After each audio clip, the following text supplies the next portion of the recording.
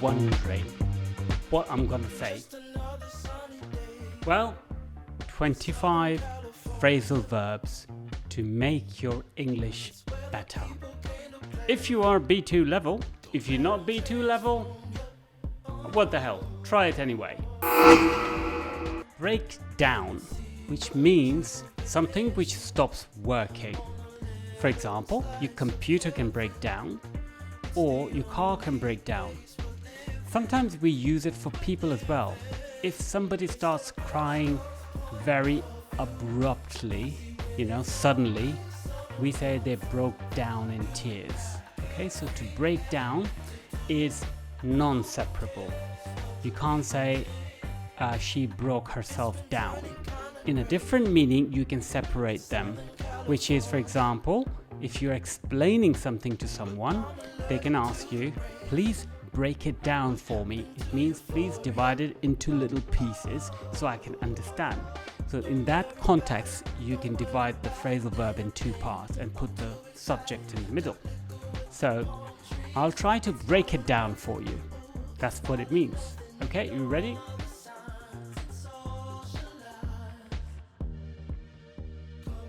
Next one is to catch up with.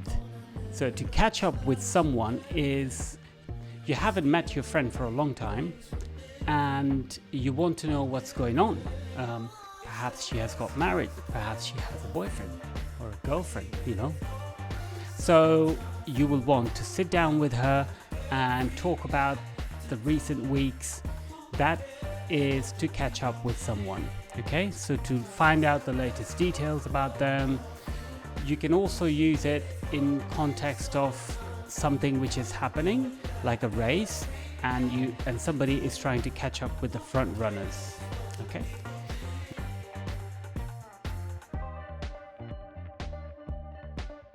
To come across something is to see something either by accident or by chance. For example, when you're walking on a street and you see a shop which has always been there, but you haven't ever noticed it really well. So you buy something and you decide to go in there, and then you will tell your parents or your friends that I came across this really nice shop in Covent Garden, in Portobello, wherever you may be, or in Portabatesi, wherever you are.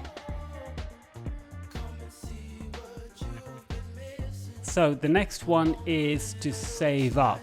It means to save money. For example, if you're saving up for a new computer, it means you're putting aside money for the computer. Remember, you can't separate this phrasal verb. You can't say I'm saving it up, or you can't say I'm saving up money. You just say I'm saving up for a new computer. That's enough. Do you know those evenings when you're going out and you want to go somewhere, but that place is closed and you go somewhere else? In this case, you can use the phrasal verb end up. For example, you can say, we wanted to go to the theater, but we ended up going to the cinema, which means that you had to change your plans. It means you had to change your plans. So the next phrasal verb is to fall out. When two people are together, but then something happens and they fall out. So a boyfriend and girlfriend, or two friends, they're good friends together, but then there are some issues and then they fall out. They separate.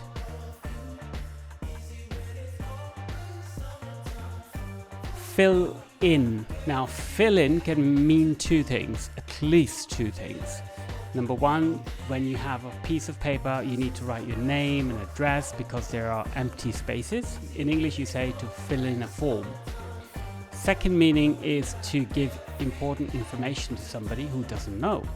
For example, if you've been to a meeting, then you go back to the office. Perhaps the meeting was not in the office. Then your colleagues will say, please fill me in. In this case, you can separate the phrasal verb. They will say, please fill me in. It means, please give me all the details. Or you can say, let me fill you in. Let me fill you in because I need to tell you a few things.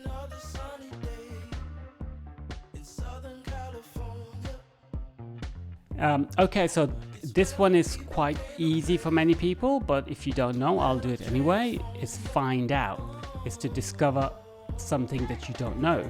So whether it is a piece of gossip news or it's an important piece of information, you use it to talk about things you didn't know. So you can say, I found out, for example, if you didn't know that your office is closed next week, you can say, I only found out that the office was closed today. That means that you did not know before, or you only discovered the fact today. Okay? It can be separated. So if you want somebody to find a piece of information, you can say, please find it out for me.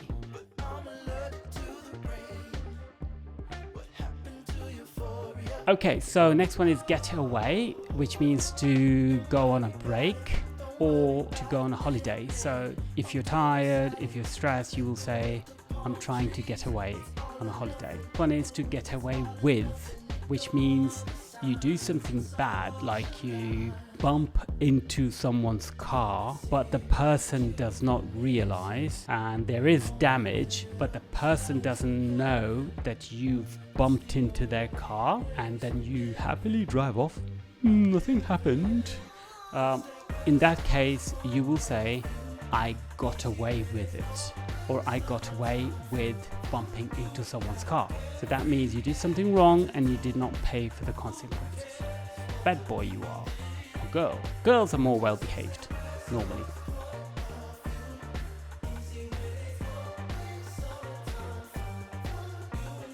So the next phrasal verb is to get on, to do something, or to carry on doing something. So if you want your colleagues to do something for you, you will say, can you please do this for me? They'll say, okay, but they're not really doing it for you. They're wasting their time. They're talking on the phone. Then you will tell your colleague, please, can you get on with it? It means, can you continue doing the job? To get on with something, we often say. There's another phrasal verb, which is to get on with someone, which is to have a good relationship with someone. So in that case, you would say, I really get on with someone. That means I have a good relationship with them, I have a good friendship with them, and I don't have any issues with them, so I'm super duper cool.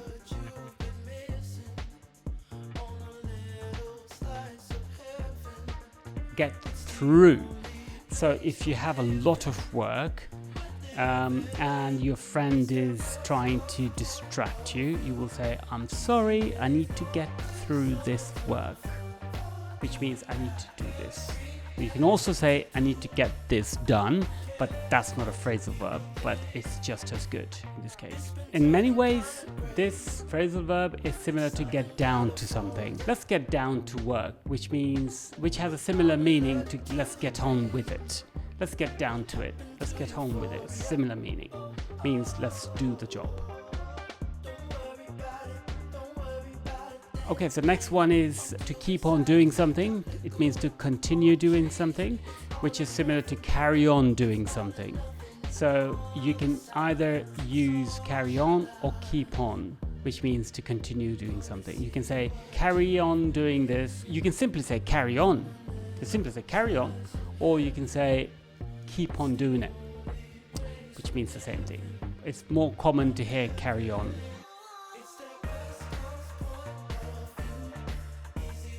Next one is to live up to something. For example, if you have a very good reputation as an excellent athlete, okay, and an excellent football player, let's say, and everybody knows you're very good, so one day there's a football match, you have to play football, right? Because you're very good. So in that football match, you will have to make sure that your reputation matches your skills. So people will actually accept the fact that you are very good. So we say in English, you have to live up to your reputation. We also use it with expectation. For example, if you go to Tokyo and you believe Tokyo is a fantastic place, you will say, Tokyo lived up to my expectations, if Tokyo was effectively very good.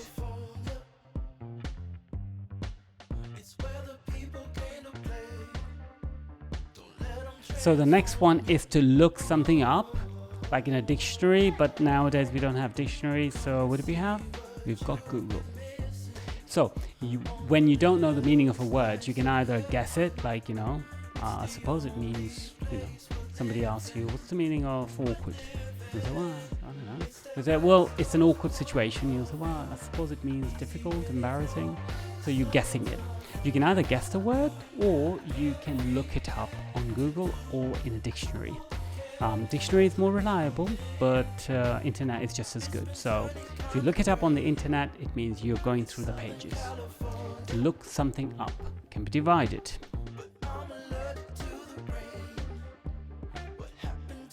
So the next one is to look up to someone, which is to admire someone. If there's a person in your family or your circle of friends or your acquaintances who you really think is a smart person or intelligent or really clever, or somebody worthy of praise, you will say, I really look up to him because or I really look up to her because she has a character of steel, she has a heart of gold, you can say. So whatever the reason, if you admire someone, you can say, I look up to him. By the same token, you can say look down on someone when you think a person is not worthy of your praise. So some people look down on others. Some people look down on other people if they don't have money. So that is sad, but it happens. Let's teach the world that money doesn't matter. It's the character which counts. So another one is to look into something, which is to investigate, not literally like a police officer, but also, for example, if there's a problem, you will say, I'm trying to look into it, which means that you're trying to understand what the problem is. So you will study it, you will find the solutions, you will find the problems, and you'll look into it and you'll come up with a solution. Which takes me to the next phrasal verb, which is to come up with. A very common phrasal verb. It's 3 parts. It means that there is a problem and you have a solution. You came up with the solution. You came up with a fantastic idea. You came up with a plan. So these are the kind of situations where we use come up with. So the next one is to make up for something. For example, if you haven't bought your brother or your sister a gift for their birthday, then you will try to do something so they don't get upset. That is to making up for something. That is to making up for not buying a gift. So you didn't buy a gift, you're doing something, so it can substitute the fact that you didn't buy a gift. So you're making up for it. Although your brother could say, nothing can make up for you forgetting my birthday or you forgetting my gift. It's an awkward situation. Okay, the next one is to miss out on something. For example, if you have an opportunity to get something or to become something or to take part in a course, but then for some reason you missed that opportunity, you can say, I missed out on it. I missed out on the chance to become, this person or that person. I missed out on the chance, so you can use that. Okay, so to pull on something like a jumper, that's quite easy. To pull on a jumper, like put something on. And so if you're wearing a jumper, you can say, I've just pulled on a jumper. Here's an interesting one, which people tend to get wrong. It's to be put off. For instance, does it ever happen to you that you go to a cafe and you're like saying, what shall I have? I'm hungry. I'm rather hungry. So you're looking around, you're browsing around, and your gaze falls on a lovely, scrumptious bagel or sandwich, and you say, and you say to yourself, that's exactly what I want. So you're about to order it when all of a sudden you see a fly sit on it. Ouch. So, do you still want to eat that bagel? No, because you have been put off. So put off means that somebody or something made you change your mind and you don't want to do that anymore. It could be a bagel that you wanted to buy and you were put off by the fly, or it could be perhaps a trip that you were going to, you were going to a country and a friend of yours told you that it was a really bad idea because it wasn't a great journey or it wasn't a great trip.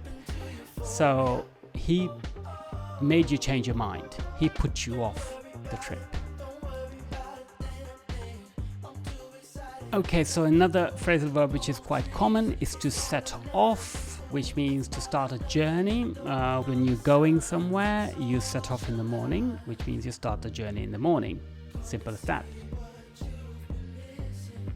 Set up, which means to start, like a business, to set up a business, or to set up a company, or set up a family. You can use that. So it means to start something. One important one is to stand out when you look different. For example, if you're wearing a pink shirt and orange pair of trousers, fantastic, I would say, you would stand out because you would look different, my friend. You will stand out. People will look at you and they will say, wow, look at those colors. Has he got something going on? So that's to stand out. If you look totally different, either because you are different physically or you're different in terms of character, you tend to stand out.